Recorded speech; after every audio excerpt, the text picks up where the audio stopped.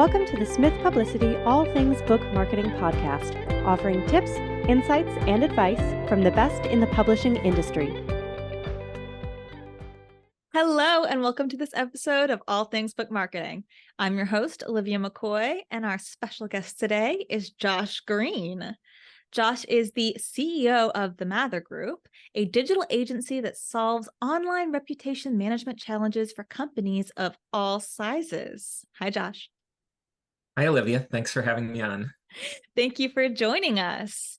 I'm actually really excited about this episode because you're talking about a lot of things that I am not super knowledgeable on. So you're going to teach me a few things today. Sounds good. Let's start with, what do you do and how do you help authors? Sure. I run the Mather Group. We're an online reputation agency. So there are two main things we do that help authors. One is helping them figure out how to improve what Google says about them or their book. And the second is helping them figure out what is going on with Wikipedia and what they can do with Wikipedia and all the different places that Wikipedia syndicates out to around the web.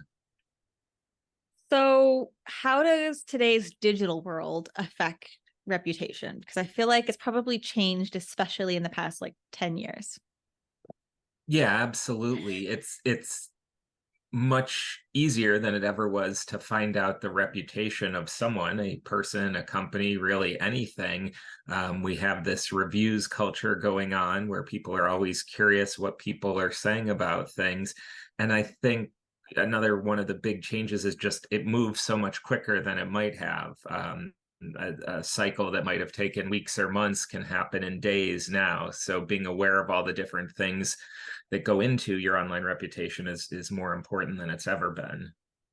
And tell me, when we're talking reputation online, what are we looking at specifically? Are we looking at where they come up in search results, or are there specific qualifiers when you're judging a reputation? Yeah, usually what I say to people sort of as the shortcut is, in many ways, the front page of Google results for your name or your company is essentially your business card now. Whatever people see pop up there, they're just going to assume is sort of an accurate representation of who you are or what your book's about. So if you have 9 positive results and 1 negative one fairly far down, people are probably going to assume pretty good things about you. And if your Google results are immediately terrible, they'll assume the other direction. And within that, there's a whole lot of nuance to what's showing up in Google and why. So this is where publicity comes in handy, because you search your name and it comes up with a ton of articles and Q&As and expertise from you, and that looks good. It does, yes. And a lot of this is based around the principles of search engine optimization that I think everyone has heard about lots over the years in terms of how you optimize in Google. And frankly, a lot of times when I give webinars, my final piece of advice tends to be good press is the ultimate SEO hack, just because it's given so much weight. And in a world where truth is increasingly uncertain online, having a trusted authority like a magazine or a newspaper or a trade publication that has a solid reputation, having content about you is very important.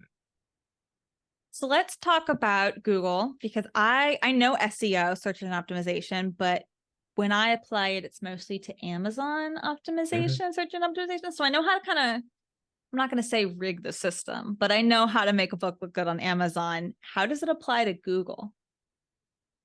One of the things people often forget about is how many of the things that are on Google on your front page are things that you control. So for example, usually if you have a relatively distinctive name, you'll have on that first page of results, you'll have maybe your own website, you'll have LinkedIn, you'll have Twitter, maybe you'll have Instagram and Facebook. One thing that people often have forgotten about is that whatever that little squib or byline is, like what it says about you on LinkedIn, which is something you totally control, is showing up in Google as well. And oftentimes people did that a decade ago. They may have been on a previous career And you can get awfully confused if you're a browser going, well, Olivia is both an author, a publicist, and a chef, and a few other things, right? So if you can tell a consistent story, that's one thing that's really important, and usually can be done in, maybe an hour, just going through and looking at the sites that you sort of own that you probably haven't thought about, and making sure that whatever you're doing or whoever you want to be is the focus of, at the very least, the sites and properties that you own or control. Is there a way to compete if you don't have a super unique name? For example, I know there are thousands of other Olivia McCoys in the US. And when I do search my name, there's several Olivia McCoys who are very well known in the sports field. I am not anything to do with sports, but it pushes me to then the second or third page. What's a way to compete with all those other people that are also getting good press with the same name? Yes, and I have the same issue actually. Oftentimes, if you're looking at your analytics for your website, you can see, or if you're in Google Search Console, you can see what the third word tends to be. Is it Olivia McCoy publicity? Is it Olivia McCoy volleyball? And that's what I generally suggest optimizing on. I think most browser users sort of go, oh, Josh Greene, I got a bunch of Josh Greenes. Let me think of the most common word I can think of to go with that name. And then that sort of is the proxy for things. If if it's a real concern, over time, one of the things you can do is usually just run a paid ad on Google AdWords for your name that goes at the top of that front page. There probably aren't going to be a ton of people bothering to run paid ads on what are mostly vanity searches. So that can be pretty inexpensive, and just a way to sort of say, hi, I'm here. Even if there are people with a lot more publicity than you on that page. And I'm using myself as an example because I know that I have a lot of authors with fairly common names that have the same questions. Does it help to add in a middle initial or your middle name, use your full name when you're doing anything? Probably not. Most people aren't going to search on it. I mean, it does play a big role in the search results, because that would narrow it down. The famous example is maybe Michael B. Jordan. But unless you're sort of at that level of fame, if I search on your name, and really almost any adjective that's in the ballpark, if I'm searching, publicity or books or things like that, I'm probably going to get the right result. So unless it's the very beginning of your career and you're just starting out and you've decided that's what you're going to do, it doesn't, I think, add a whole lot to do anything retroactively for that purpose. So I'm hearing my number one favorite piece of advice, consistency, in your advice. So pick your author name and be consistent. Everything you're doing needs to be using that same name, that same title, that same tagline or keywords throughout everything that you're doing, everywhere you're doing it online. Is that correct? Did I get that right? Yes. And also, in terms of consistency, making sure that all of your online bios, at least the ones you can control, sort of say the same thing as well. Is there ever a time that having too many keywords actually works against your favor? Is it better to use the same bio everywhere, or to change it up a little bit each place? So there's been a thing in SEO for a while about duplicate content, where if you had the exact same article in two different places, one of them wouldn't have, any SEO value, which is, I think, where part of this, concern comes from that people have. But if you sort of think of Google as a child you need to train, if you're saying the same thing about yourself in all those places, that's where it'll pay off. If Google's uncertain, that's when you really start to run into trouble. If you have 5 different bios, you may think they say the same thing, but Google may have enough doubt to sort of, say, all right, maybe we'll keep this lower because we're not as sure about it. This is fascinating, and I'm actually going to listen over to all of this advice on my own time and apply it to my own professional brand. What are some of the sites where authors do have control, or that they should be trying to make these changes that can help them build a reputation? I guess what I'm asking is, how can authors begin building a reputation online? What are the sites they should be paying attention to? Probably the most common ones are the ones that they're, for the most part, already going to be on. It's going to be if you have a personal website or an About Me type of page, that's one. LinkedIn, Twitter, Instagram, anything that's on the front page of Google that's indexing that you own. So if there are other social networks over time that make it onto the front page, great. Make sure your bio on those is the same as well. People often overlook that YouTube tends to index really well. So if you do have a YouTube channel, most people have never looked at what it says about them in that unless they've really made an effort lately. So I would start there.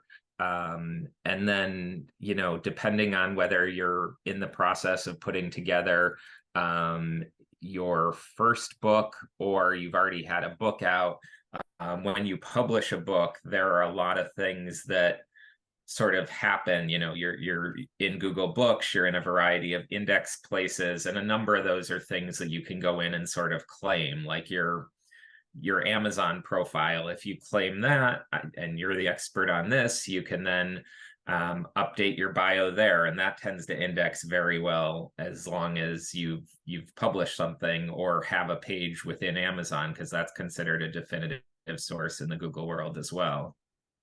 I love having another argument for authors to claim their author central pages on Amazon and their Goodreads author profiles. So exciting. I'm going to use this in my next consultation with my next Amazon author. And maybe that's a conversation that we have for a different podcast episode, because I could go into all day how to set up an Amazon author profile and Goodreads profile. But thank you for that extra reason. How does publishing a book help professionals with an existing reputation? I guess I'm curious, are you ever worried about competing with yourself for those search results if you have, for example, like a business website and an author website? Usually it's additive. I'd have a really hard time thinking about where it would be a negative unless you found like an edge case about maybe if you were at Enron and wrote a book or something, that might be a little bit different. But for the most part, writing a book will pop up 2 or 3 more favorable things on your Google results. It'll push down some of the less significant stuff that's there. It ties everything together in the back of Google, where Google's sort of saying, all right, this is Olivia. Here's the constellation of things that are rotating around her and her book. And then you also, and we'll talk about this a little bit more when we get into Wikipedia, it also can start to help trigger a knowledge panel on the top right side of those results. Google Books is one of the things besides Wikipedia that may or may not do that. So I would say in general, a book is going to be, nothing but a plus in terms of your search results. I mean, maybe the other use case, you wrote something 20 years ago and it's no longer on brand for you. But for the most part, and for most of the people, probably 99% of the people you're talking to, it's going to do nothing but help your online results. Speaking of Wikipedia, let's jump over to that. Let's start with, what is it? Because honestly, the number one thing I think of when Wikipedia comes to mind is that it's not a credible source for college essays. So tell us about Wikipedia. Well, it's interesting, and I think that's actually changed a little bit over time, but the idea behind Wikipedia was it was designed to be a compendium of all the world's knowledge, the ultimate encyclopedia, crowdsourced and transparent, so people could see the evolution of knowledge over time, see the debates that occurred over various, controversial topics, and which is a noble ambition, and it's worked well and it's also ran into all the problems of every other social network that's ever happened when concept ran into the reality of the internet. So there's some downsides to that as well. But anyone can add or alter anything on a Wikipedia page? That is the theory, and you can do that, but the key question is how long will that edit actually stay live? There are a whole lot of safeguards and bots that have been built over the years so that anything that's sort of vandalism-y gets reverted almost instantaneously. Same thing with copyrighted materials that people are trying to upload. They don't even make it live. So, one of the running jokes is Wikipedia can often feel like it's the encyclopedia. Everyone can edit except me. When people run into issues with editing, and there's some fairly common reasons for that. Probably the most common is people say, oh, there's my own page, there's an issue with it, I'll go fix it, which usually runs afoul of at least one, if not more, Wikipedia rules, and causes a lot of confusion and angst when people run into that. So when does a Wikipedia page get created? Is there one for everyone, or do you have to make your own? The idea is that there are supposed to be Wikipedia pages for notable people. Wikipedia did a real disservice by picking the word notable because it means something in sort of computer programmer-ese versus everyone's colloquial version of it. So the idea with Wikipedia is that you need to have 5 to 10 news articles published about you, but the trick is you can't be a source in them. You're not allowed to be a source for your own information. So you may very well know that you're 35 years old. If I go in for myself and type in my age, that's against the rules because first-party information is not considered credible. It hasn't been vetted. So there are people who've been in the press hundreds and hundreds of times. But the challenge is, for the most part, if I'm going to write a profile on someone, I'll call them and ask them questions. So it's an odd type of profile that you need a bunch of. So basically what happens in general is that someone decides, hey, there's not an article on Blue Jays. And then they write an article, they code it, they put in all the resources, and then they submit it for publishing. And there are about 2,000 administrators who can say, yes, it's now a live article. No, it's not. Or most likely, hey, here's a bunch of stuff that you need to change if you want this to stick.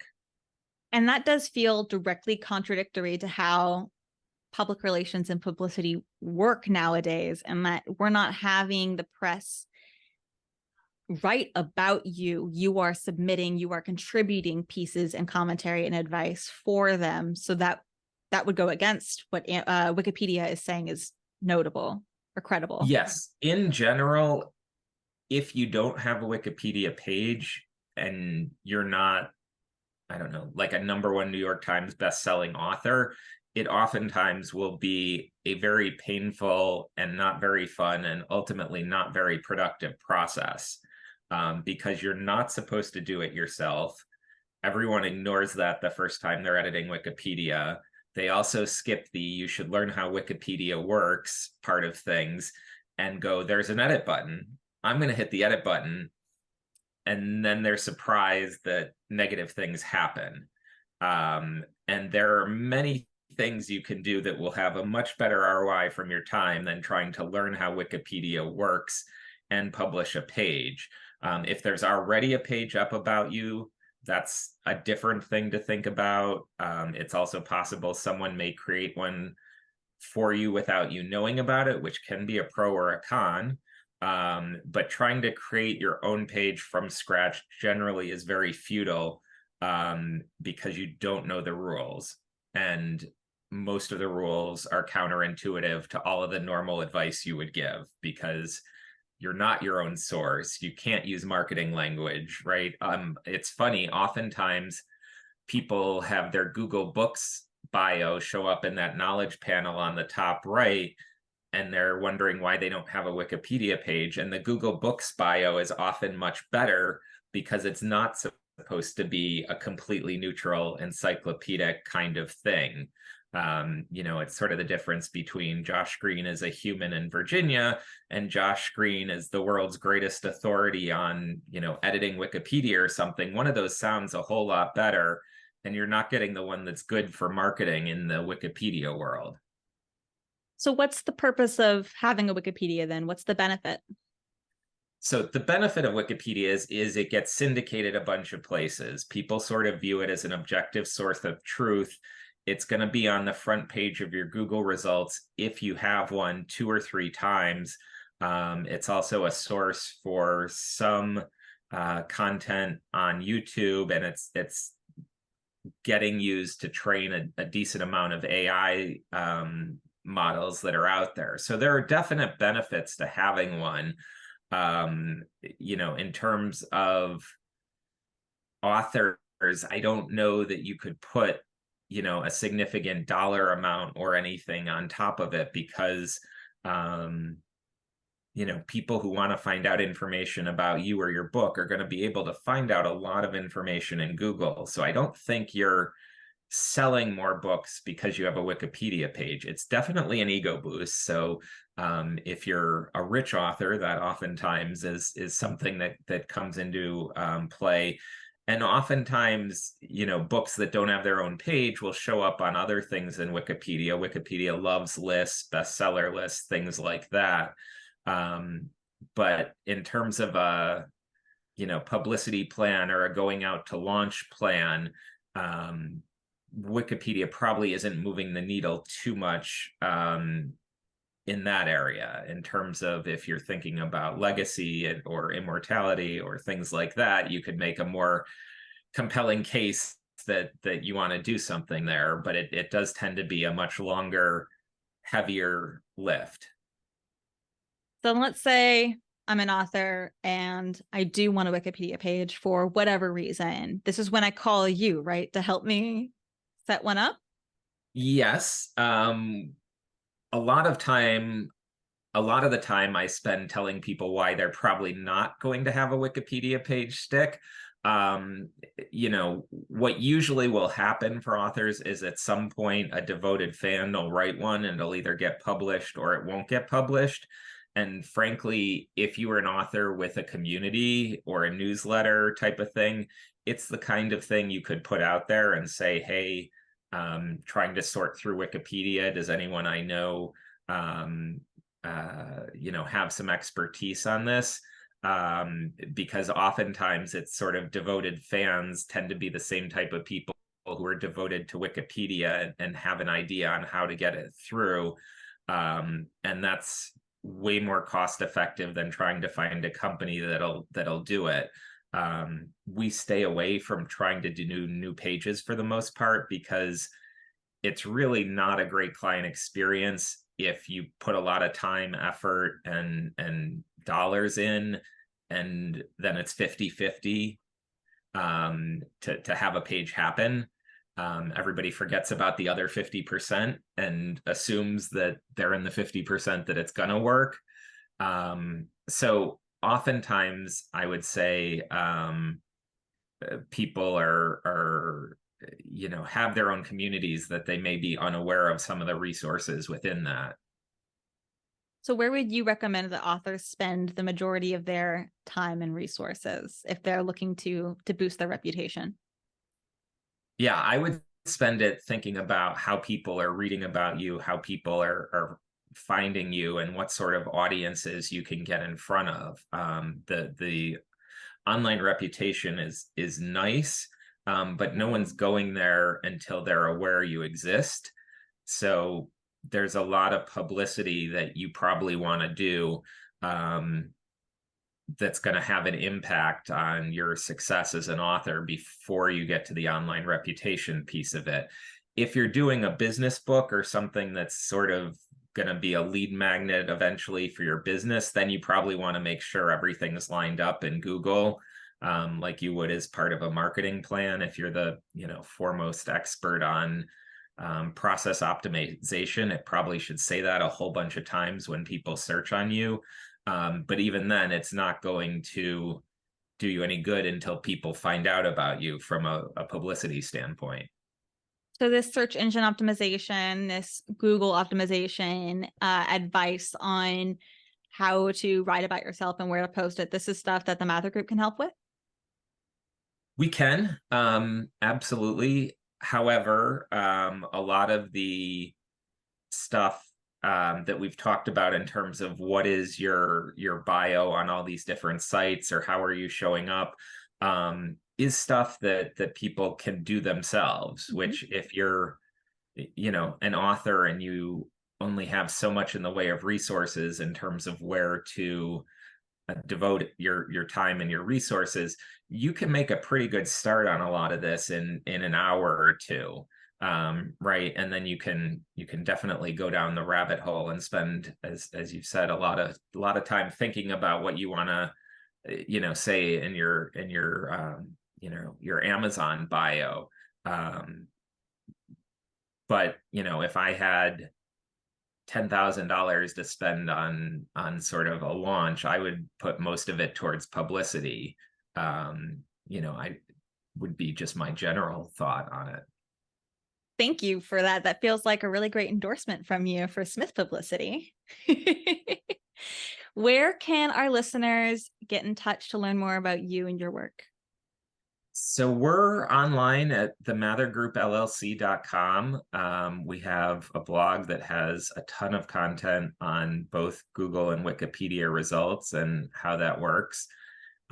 We also have, a weekly Ask Me Anything that people can join and sign up for, as well as a newsletter. So we're pretty findable and always happy to chat. Awesome. Well, thank you so much for joining. It's been really great talking to you. Same here. Thanks for having me on, Olivia. And listeners, watchers, if you like this episode, don't forget to rate, review, subscribe, and share it with anyone else that might be interested. We'll see you next time. Thank you for listening to this episode of the Smith Publicity All Things Book Marketing Podcast. To reach us and learn about our many services, visit smithpublicity.com or send us an email to info@smithpublicity.com.